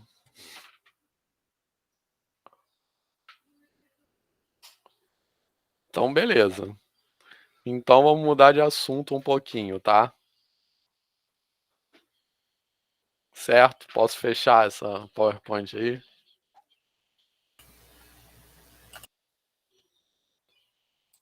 Pronto. Então, agora vamos falar de outra coisa. Deixa eu abrir aqui. Vamos falar, como eu falei, vamos falar um pouco de função, né? Porque na aula que vem a gente vai começar a falar de infinito, né? De cardinalidade. Então, tem esse PowerPoint lá, mas eu quero só dar uma passada rápida por conta do tempo também, tá? Ai, gente, cadê? Então, vamos falar um pouco de funções. Algumas reflexões. Espera aí, tá aparecendo, tá, né? Olha só. Então, essa aí é a definição de função, que é a definição, tá? Só para, assim, a gente se situar, a gente tá mudando de assunto completamente agora, tá? Beleza? Vamos falar agora de outra coisa. Aí só um minuto que travou o PowerPoint para mim, mas tá aparecendo aí, né? Então, essa é a definição de função que a gente usa hoje na matemática contemporânea, tá certo? Que ela é uma definição, primeiro, que ela é bastante abstrata e ela é bastante recente também, né? Porque essa formulação da definição de função, ela é dada por Bourbaki, né? No começo, então ela tem pouco mais de 100 anos, tranquilo? Então, por que ela é abstrata? Porque ela é uma definição que ela é transcendente à natureza desses objetos, tá beleza? Certo? Inicialmente, historicamente, a definição de função era muito menos abstrata. Por quê?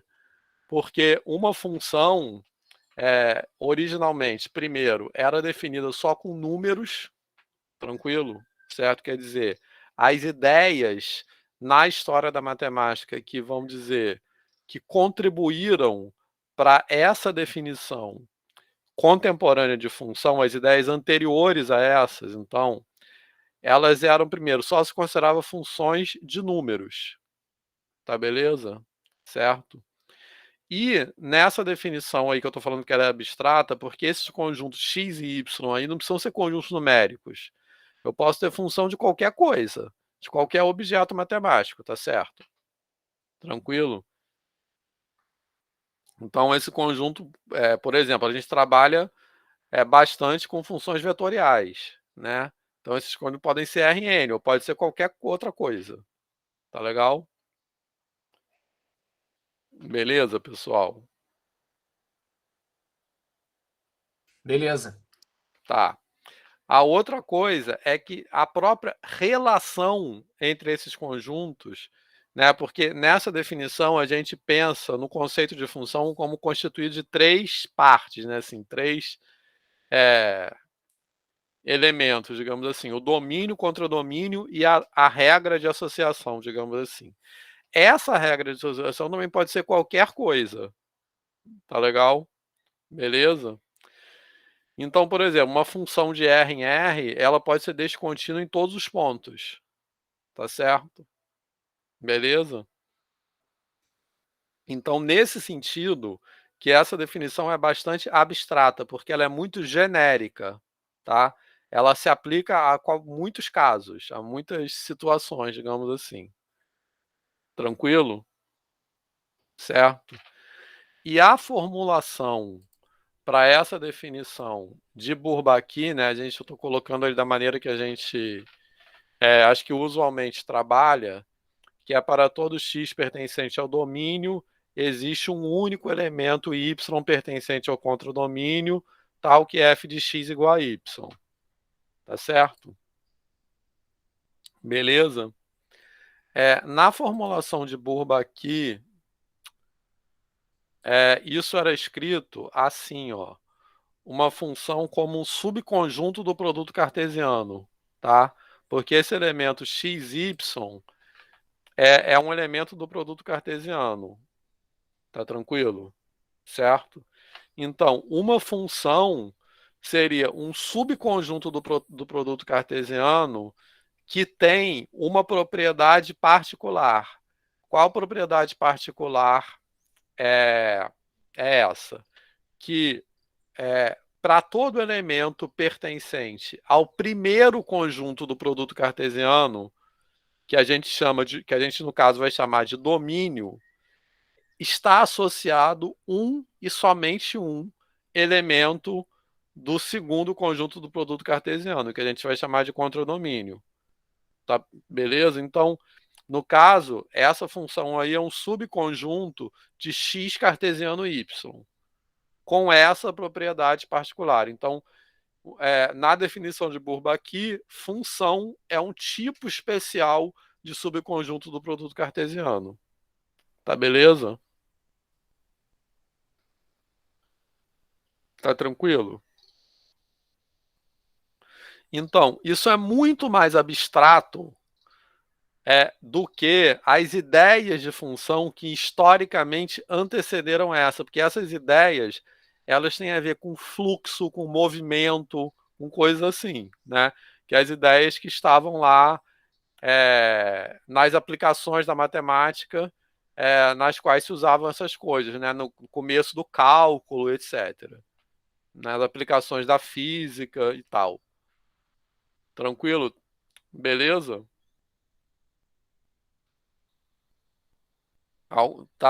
Todo mundo está situado?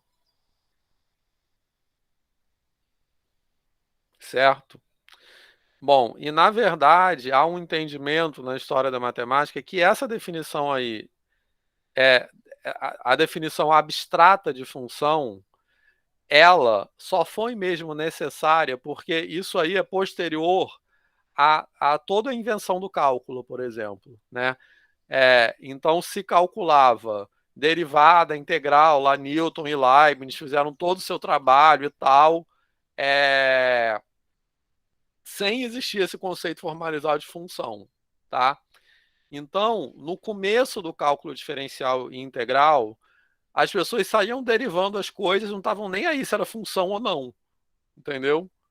Então, por exemplo, x2 mais y2 igual a 1, chegava lá e derivava. Beleza? As pessoas não tinham essa preocupação se era função ou não, tá? Então, há um entendimento na história da matemática hoje que esse conceito de função abstrato dessa forma, ele só foi necessário a partir do desenvolvimento da ideia de equação diferencial. Por quê? Porque para a gente resolver uma equação diferencial, a gente precisa entender uma função como objeto. Porque a função, ela é a solução de uma equação diferencial, certo? Até então, as funções eram entendidas como processo, né? Como um processo de associação de uma coisa a outra coisa, ou de transformação. Uma coisa que transforma outra coisa em uma coisa em outra coisa, né? Que expressa, como eu falei, uma variação, um movimento, um fluxo, tranquilo? Então era um processo mesmo, certo? A ideia de função como uma coisa com a qual você pode operar, certo? E pode ser solução de uma equação, só foi mesmo necessária com o desenvolvimento da teoria de equações diferenciais no século XIX. Então, isso que impulsionou essa definição abstrata. Tá fazendo sentido isso, pessoal? Certo? Porque equação diferencial é o contexto mesmo onde função precisa ser uma coisa.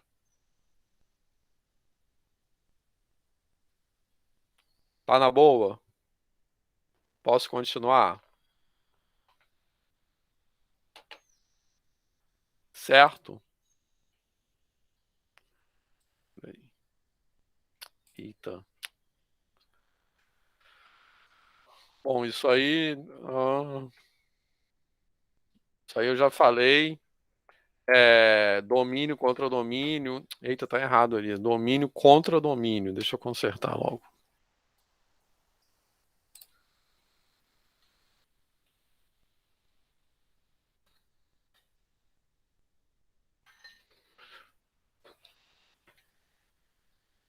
Beleza, domínio contra domínio, regra de associação. E se define, essa aqui é a definição de imagem, né? Que a gente usa essa notação aqui, o F do conjunto, onde esse conjunto X aqui é o domínio, né? Então, a imagem, né, é o subconjunto do contradomínio formado pelos elementos que são imagem de alguém, né? Digamos assim, beleza? Esses, assim, conceitos básicos. Tranquilo, pessoal? Alguma pergunta? Daisy. Oi, minha pergunta é rápida, é só porque, pensando na função como a solução de uma equação diferencial, uma coisa, como você falou, essa nova visão, acho que é por isso que em muitos exercícios a gente vê de uma forma reduzida, dito assim, dada a função f de x igual a x ao quadrado menos, na verdade chama a própria função da lei, da regra de associação. Seria essa a ideia?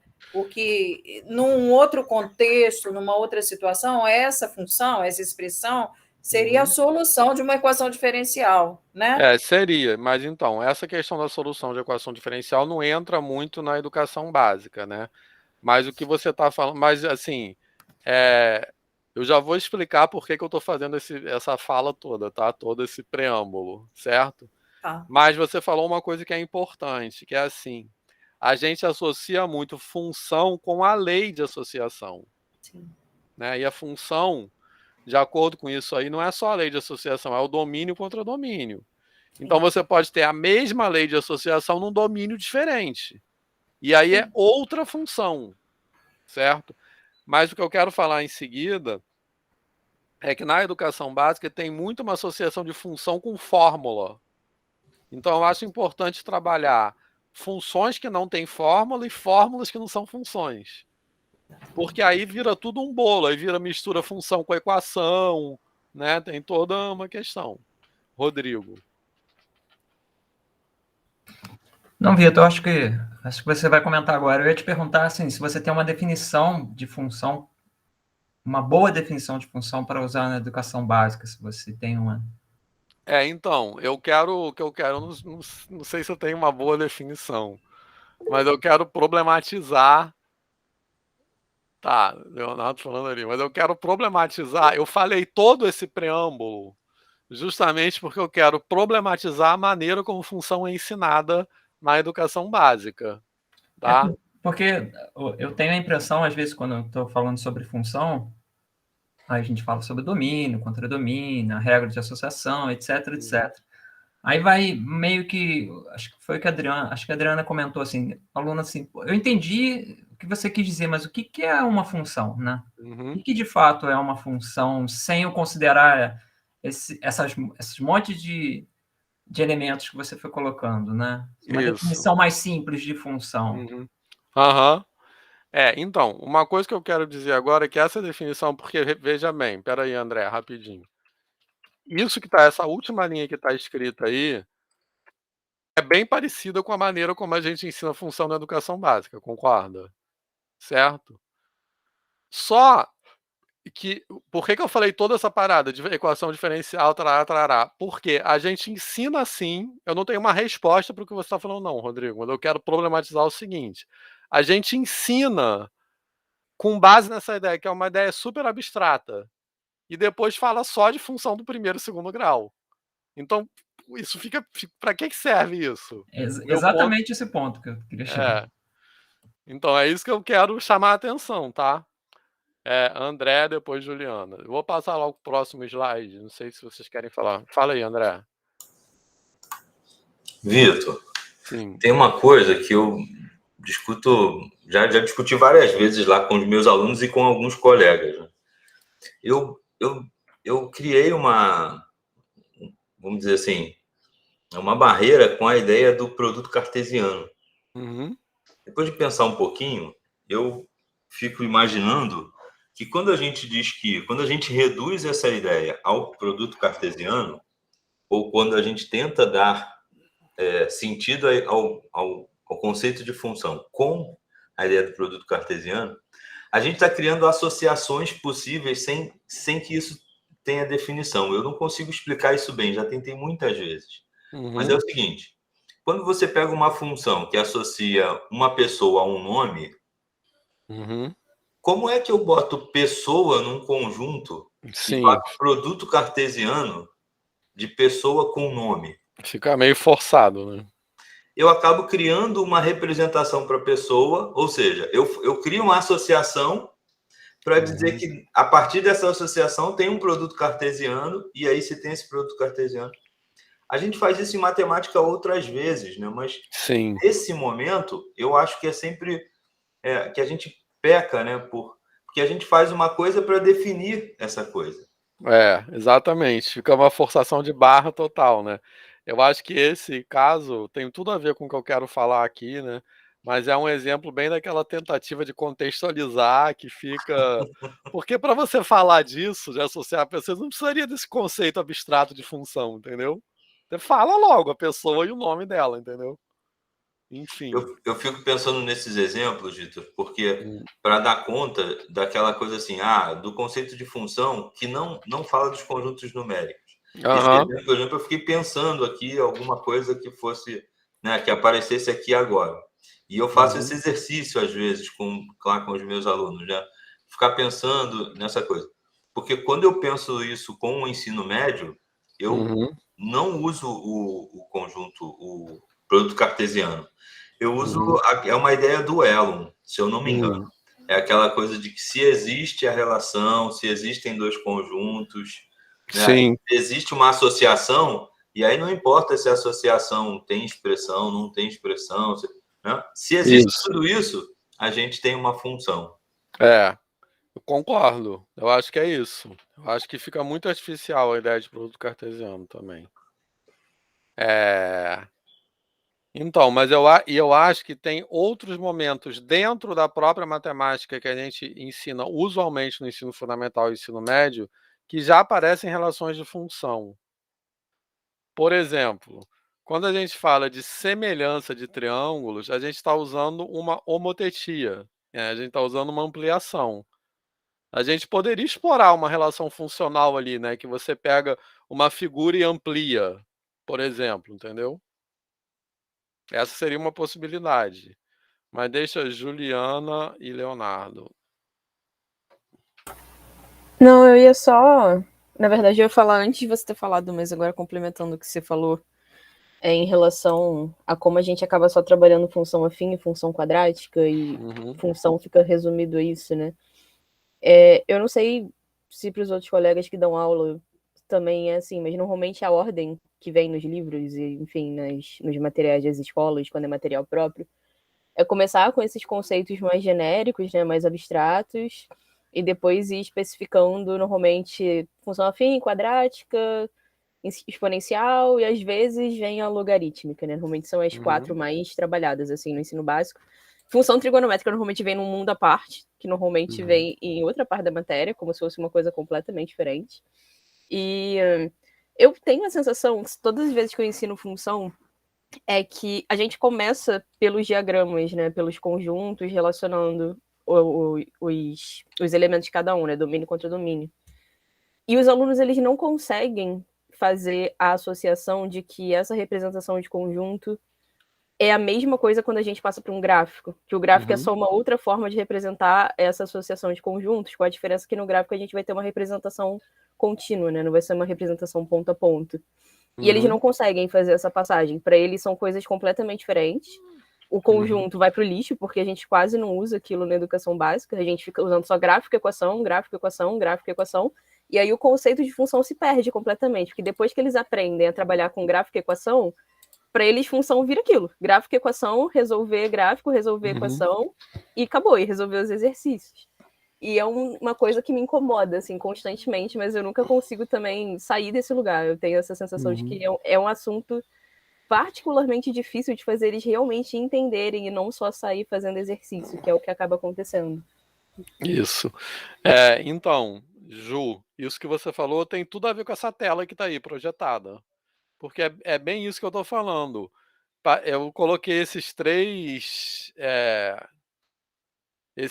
contextos distintos. Um que eu estou chamando de abstrato é esse quando você fala de função, não sei o que, de desenho de diagrama de Venn, né? Beleza? Que é esse que ela falou, né? Aí depois tem algumas aplicações que aí muitas são meio artificiais, né? Assim, que as pessoas falam lá. Tem taxímetro, não sei o que lá, não sei o que lá. Aí depois entra num negócio procedimental que vai até o final. Beleza? Então veja bem, por que eu falei no começo que aquele conceito de função é super abstrato, super genérico? Porque se for para falar só de função de primeiro e segundo grau, não precisa daquela definição. Aquela definição, mas eu não estou defendendo também que se fale só de função primeiro e segundo grau, não, tá? Eu estou tentando chamar a atenção para uma incoerência interna.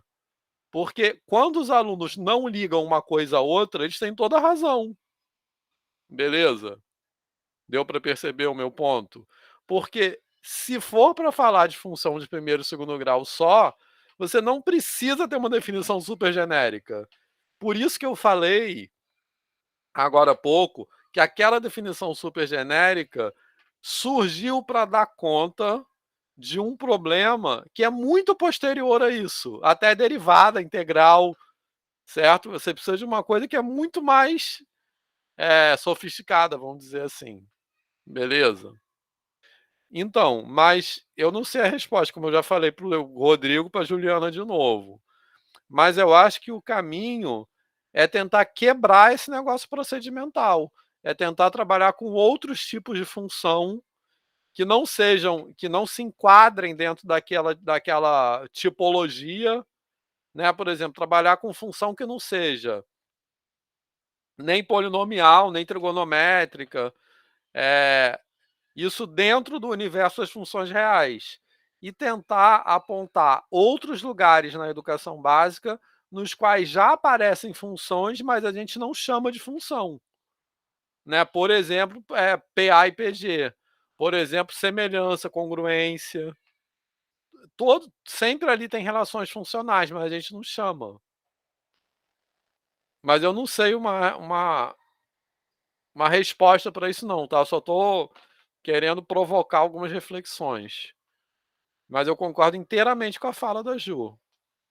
Léo.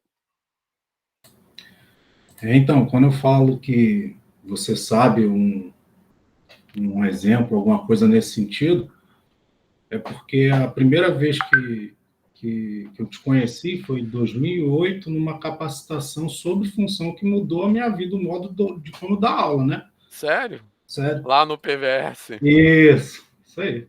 Pronto, então você vai saber. Eu era um menino lá do terceiro período, né? E estava aprendendo a dar aula, né? Você estava no terceiro período? Isso. Nossa, tá. Fala aí, então. Então, quando você apresentou uma ideia de função e depois escreveu estava até procurando aqui aquela apostilinha do PVS, ficou muito claro para mim que o mais importante era tentar mostrar por que faz sentido todas aquelas regras que às vezes parece não, é muito abstrata para a gente e se torna muito mais abstrata para os estudantes que estão tendo contato com aquilo ali da primeira vez. Então, eu lembro que, de uma forma básica, a regrinha era simplesmente a gente estabelecer os conjuntos A e B, né? Definir ali que é o conjunto domínio e o contradomínio, e a gente estabelece aquele princípio básico, né? Para todo elemento de A, a gente associa um elemento de B, e nenhum elemento de A pode estar associado a mais de um elemento de B. E aí, falando assim, parece que continua sendo abstrato. E a maneira como eu encontrei para quebrar essa abstração foi... Travou? Desculpa.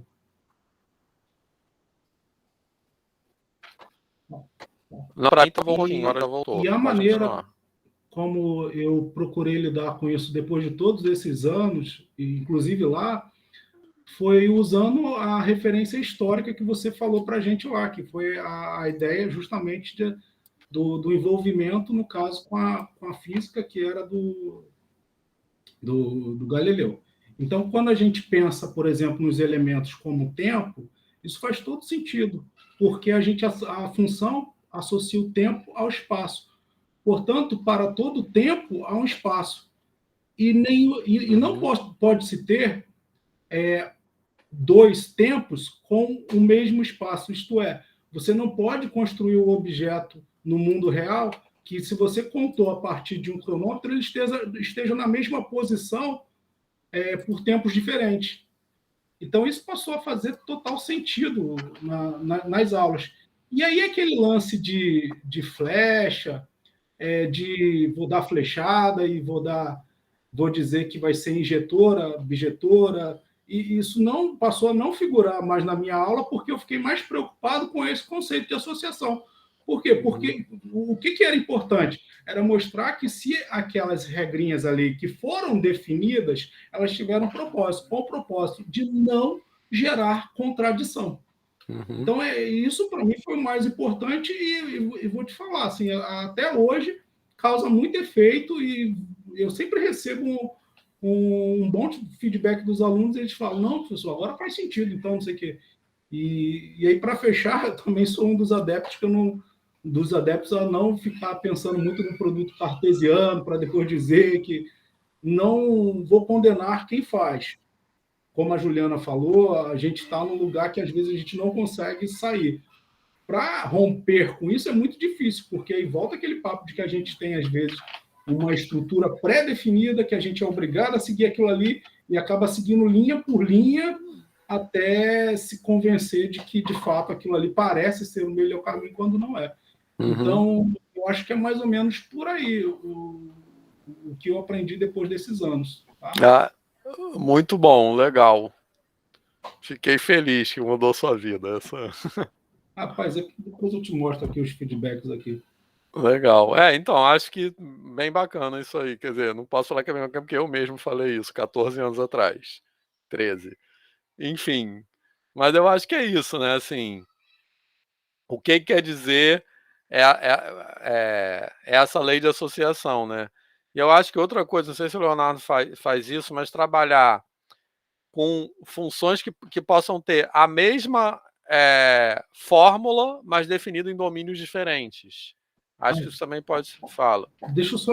Eu esqueci de falar rapidinho. É o seguinte, tem uma oportunidade que aparece única também no ensino da função, que é meio que o professor, às vezes, está explicando o conceito e ele pula de um diagrama que tem 4, 5 elementos e ele vai para a reta. Bum! Que é aquela... Isso, que é o que a Juliana... né? Então, é o que a Juliana falou. Eu acho um momento muito importante para explorar esse conceito de número real, que não sei se a gente pode lembrar aqui daquela discussão que, quando a gente estabelece o conceito do número real lá no ensino fundamental 1, talvez não fique muito claro. Aí, nesse momento, por exemplo, no primeiro ano do ensino médio, é o momento de rever esse conteúdo e ressignificar aquilo ali para o estudante. É uma excelente oportunidade. E não dar esse salto como se fosse natural sair de 4, 5 bolinhas para a reta inteira, né? É muito louco. E as ressignificações acabam sendo naturais dentro da função afim. O professor vai e explica o que é a taxa de variação. Quando explica a taxa de variação? Porque, em muitas ocasiões, um dos conceitos que eu acho sensacional da função é a taxa de variação, e ela, às vezes, é pouco explorada. O que eu quero dizer com isso? Por exemplo, quando a taxa de variação ela é um número natural, ela tem um significado. Quando ela é um número racional, não inteiro, tem um outro significado. Agora, quando é irracional, tem um outro significado. Uhum. E é legal explorar isso. E, às vezes, a gente perde a oportunidade de explorar essas situações. Uhum. Exatamente. Então, essa ideia de taxa de variação é uma ideia que eu acho que deveria estar muito mais presente na educação básica, tá? Porque a gente não vai ter oportunidade de falar muito disso aqui, porque quando eu falo de derivada, eu falo muito disso. Aqui não vai dar tempo, tá? Mas eu acho que é mais ficar dando tipos, né? Como a Juliana falou, função afim, não sei o que, sem falar dessa ideia de taxa de variação. Juliana, depois Diego. Não, eu ia só acrescentar que, assim, eu acho que, obviamente que isso acontece com todos os assuntos e todas as disciplinas, mas para mim fica muito claro nessa parte de função como o nosso ensino ele é muito afetado pelo estilo de avaliação, não só nas escolas, mas o próprio vestibular, né? Porque quando a gente tem função no vestibular, no Enem, por exemplo, é sempre função afim, função quadrática, função afim. De vez em quando aparece uma função trigonométrica, uma função exponencial.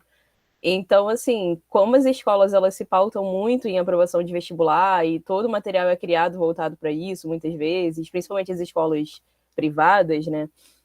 O nosso ensino acaba ficando muito amarrado nisso.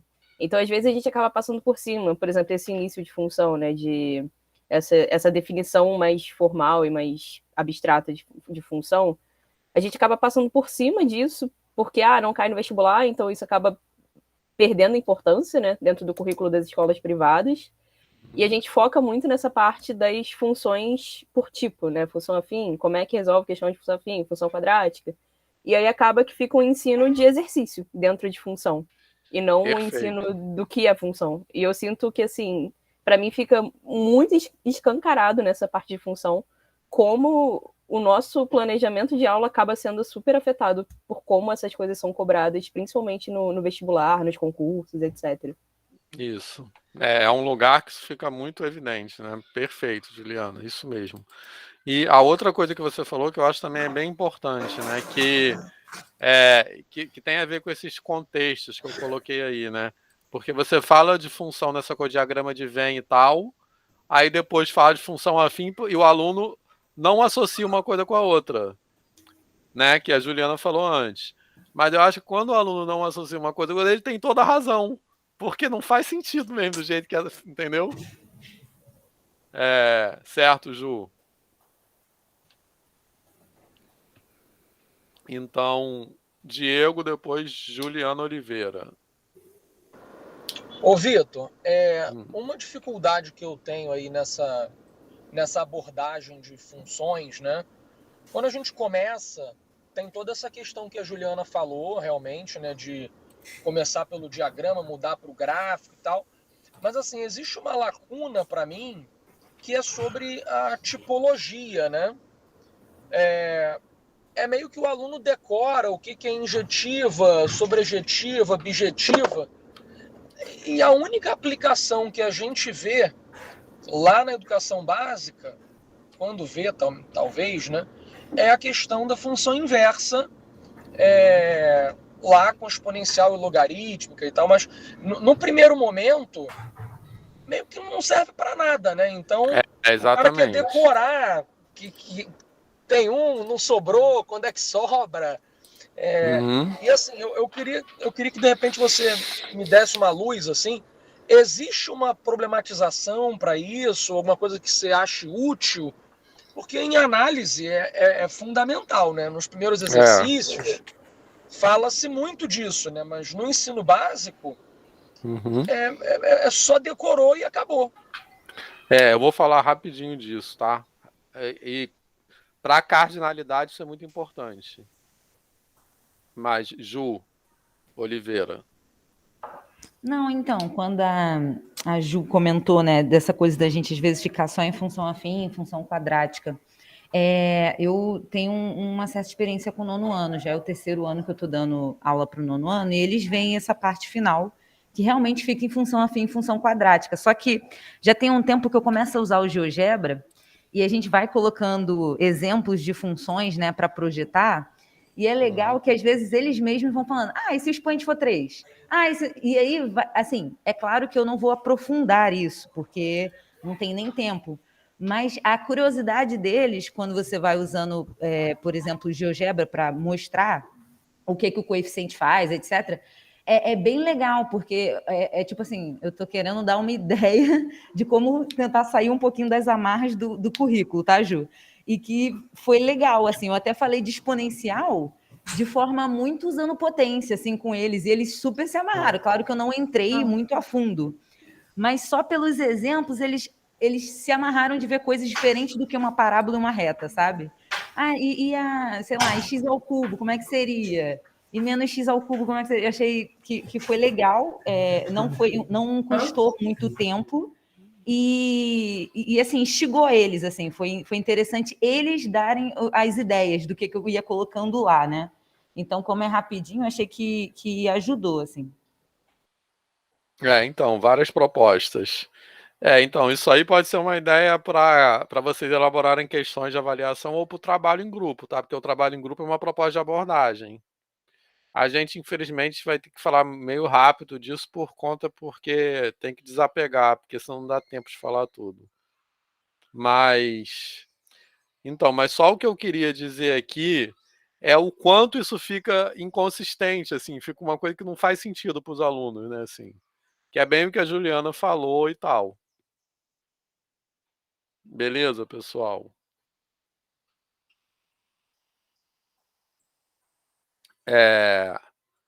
Mas agora, só para terminar, alguém quer falar mais alguma coisa? Se quiser, pode falar, tá? Tá, então, essas coisas, essa discussão, assim, tá fazendo sentido? Beleza? Então, olha só. Eu queria só para terminar, deixa eu adiantar aqui, falar dessa ideia de injetiva e sobrejetiva, tá? Tem várias coisas aqui que depois vocês podem olhar e, de repente, a gente pode até voltar a conversar também. Mas aqui que eu quero chegar. Olha só, a gente pode pensar numa função assim, toda função é uma relação, tá legal? Certo? Porque, como eu falei no começo, se a gente pensa, não é para pensar no... Eu quero responder a pergunta do Diego agora. Não estou defendendo falar de produto cartesiano no ensino básico, não. Concordo inteiramente com o André, tá? E com o Leonardo também, que já falou isso, e comigo mesmo 13 anos atrás. Enfim. Mas eu quero dizer assim, Se a gente pensa função como um tipo especial de subconjunto do produto cartesiano, a gente pode pensar que uma função é uma relação. E relação é qualquer coisa. Tá? Então, relação não precisa satisfazer essa propriedade de função. Tá legal? Essas duas propriedades que definem o conceito de função. E essas duas propriedades, elas podem ser descritas como existência e unicidade. Existência, eu quero dizer que a função tem que estar definida em todo o seu domínio. Tá beleza? E unicidade é que para cada elemento do domínio tem que existir um único no contradomínio. Tá na boa, pessoal, isso? Certo? Então, por que a função, por que injetividade e sobrejetividade tem a ver com a função ser invertível? Certo? Porque para a função ser invertível, a relação inversa também tem que ser uma função. Tá certo? Beleza? Tá? Porque eu posso ter uma função, eu defino a relação inversa. A relação inversa pode não ser uma função. Por exemplo, pensa uma parábola. A relação inversa seria uma parábola deitada, que não é uma função. Certo? Agora, para que a relação inversa seja também uma função, a f tem que ser injetiva e sobrejetiva. Porque se a f é sobrejetiva, quer dizer que a sua inversa está definida em todo o seu domínio, que é o contradomínio da f. Beleza? Certo? Então, a sobrejetividade da f é equivalente a essa condição de existência para f é menos 1. Certo? Beleza? E a injetividade da f é equivalente a essa condição de unicidade da f é menos 1. Tá falando muito rápido. E aí, deu para pegar isso?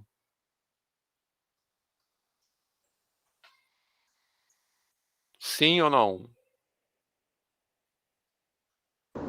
Sim. Tá. Sim. Tranquilo? Certo. Então, a função f ser sobrejetiva quer dizer que ela cobre todo o seu contradomínio. Em outras palavras, a f é menos 1 está definida em todo o seu domínio, que é o contradomínio da f. Tá?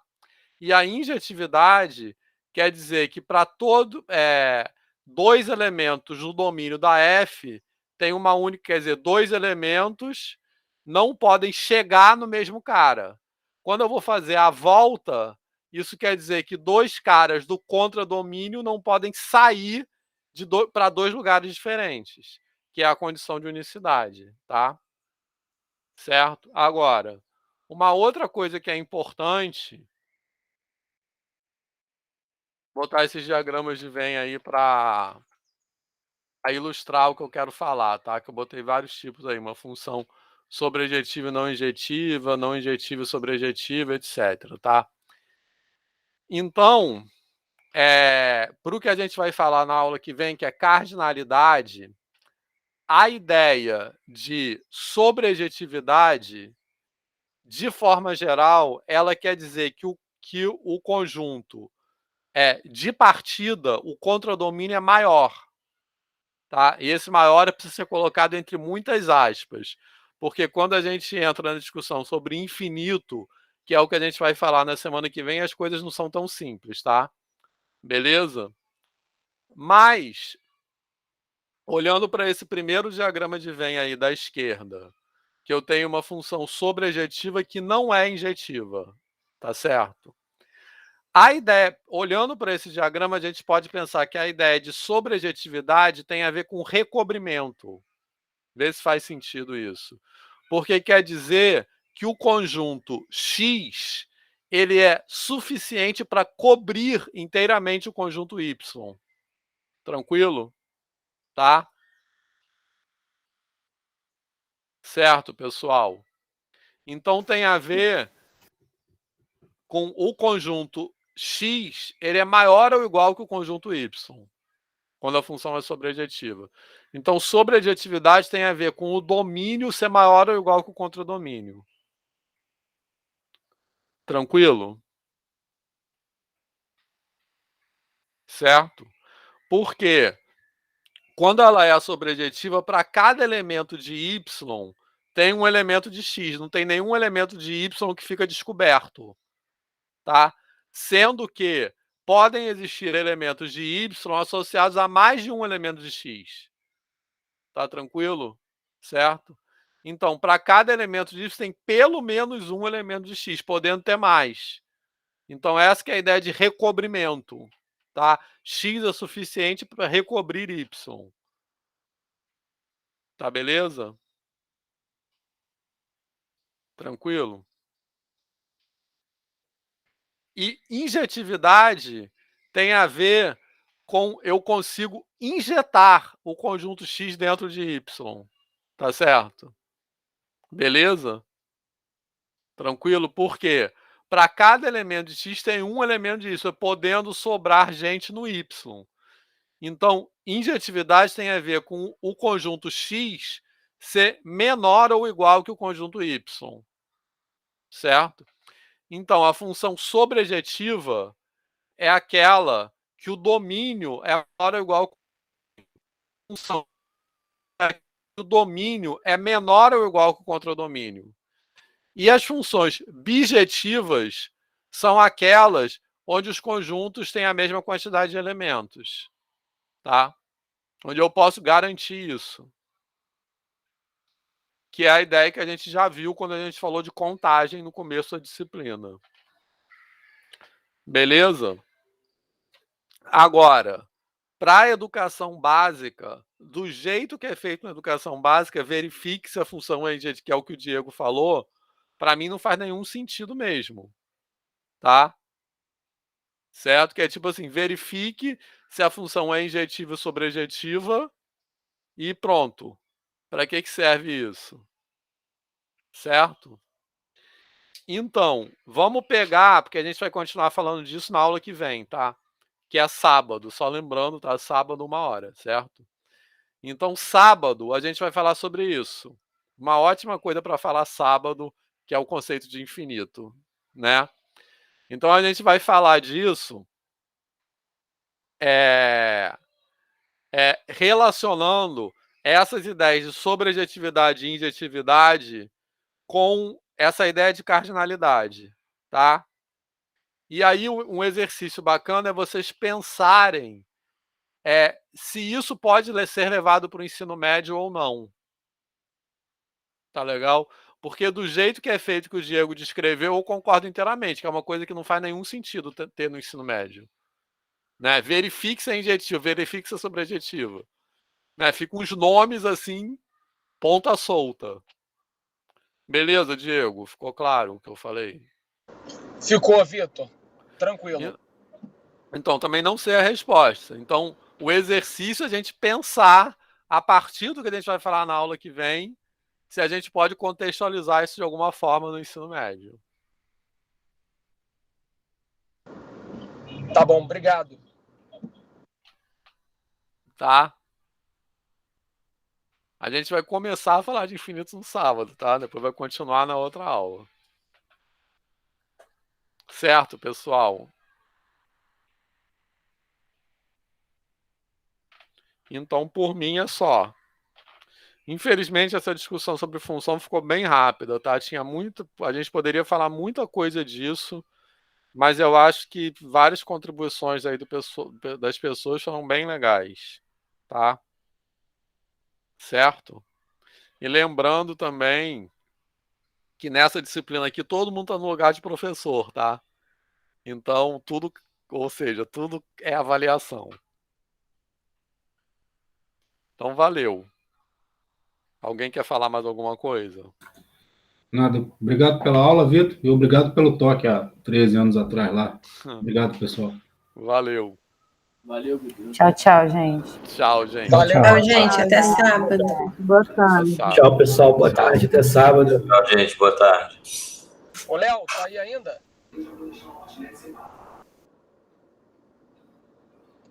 Eita, acho que ele saiu. Tá bom. Vou ver se ele entrou no grupo do WhatsApp, então. Tchau, Valeu. tchau, Vitor. Obrigado. Tchau, falou. Valeu.